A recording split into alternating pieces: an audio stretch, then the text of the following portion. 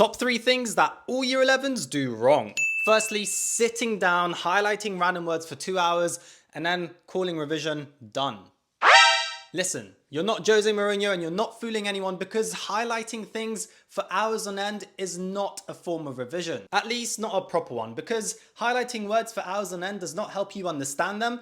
It only helps to make your revision books look more colourful, which is not the point of revision. You could instead be doing practice papers, using flashcards, testing your friends, or being tested by friends and family, helping to explain concepts that you don't fully understand, but using revision books or your flashcards to do that, to help you consolidate your understanding of those topics. Another one I see in my comment section quite a lot: I'll start revising when mocks come around.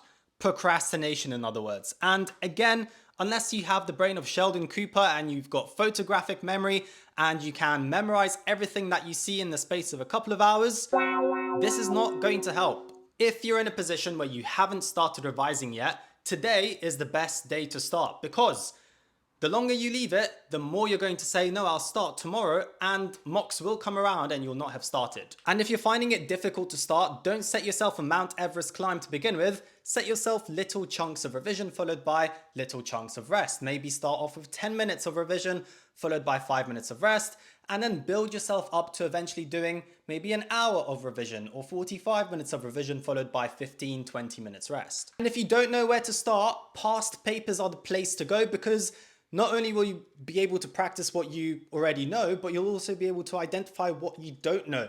And those will be the topics that you need to be incorporating into your revision. And finally, not taking care of themselves. That's a big mistake that students make.